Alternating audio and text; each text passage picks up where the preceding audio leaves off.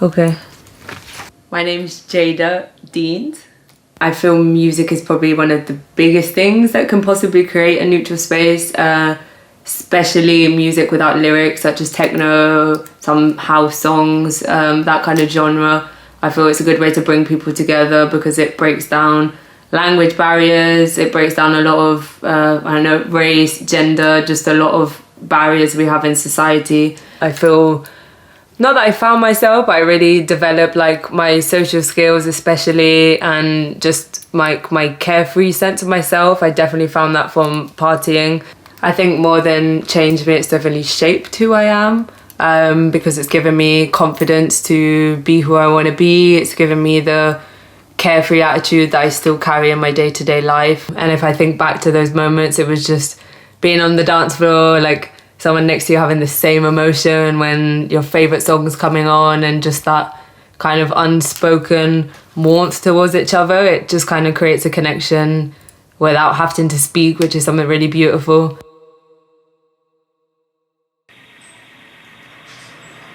If you grab that. My name is Danielle James. Tonight is Le Freak.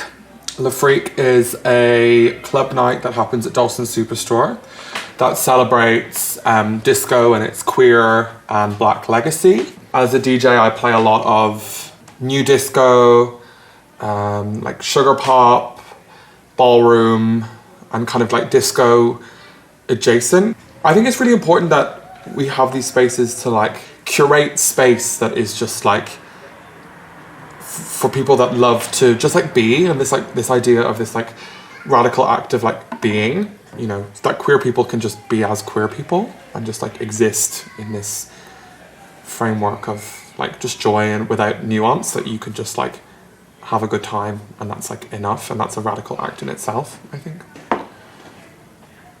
I think that music has this like really amazing power, almost without even trying to like bring in and protect certain groups of people. The inherent queer nature of a genre of music like disco, for example, both historically but also still presently, is like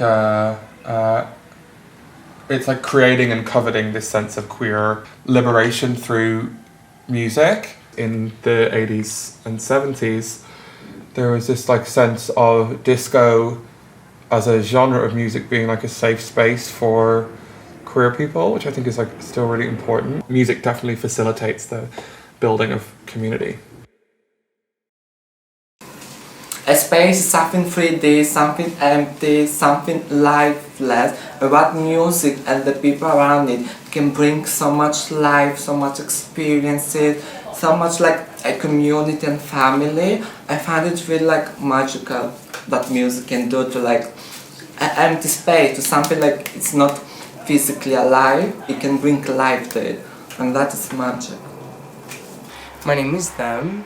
Hi, my name is Alex. Every night is a good night, you know, because at night I escape from my reality, my problem, my struggle. I can just like dance, have my mind clear, and you know, enjoying myself basically.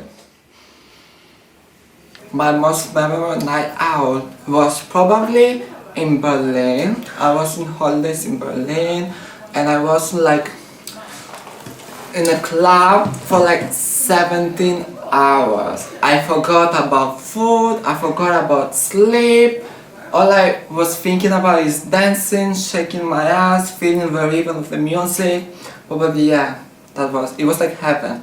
The rave scene, especially the East London queer rave scene, is like a family, it's like a second family. You know, some people in our community that don't have that support from their own family, so they found the true family. I found my true self, my true family, my true people, and everything. This was like inspiring me to start a journey to exploring myself. Let's be honest, the rave beach is not how to have fun, how to shake it, but the parties last for like 10 hours, 12, they can last till like the next morning, and that's really, really good. You have time to experience how you're feeling. You have time to rethink with yourself, like, what did I learn today? What was this? You meet interesting people from different backgrounds. So basically you like become like a more better version of yourself. You respect people because it's a diverse skin, but a lot of backgrounds behind, so it have changed me. It made me more like wise.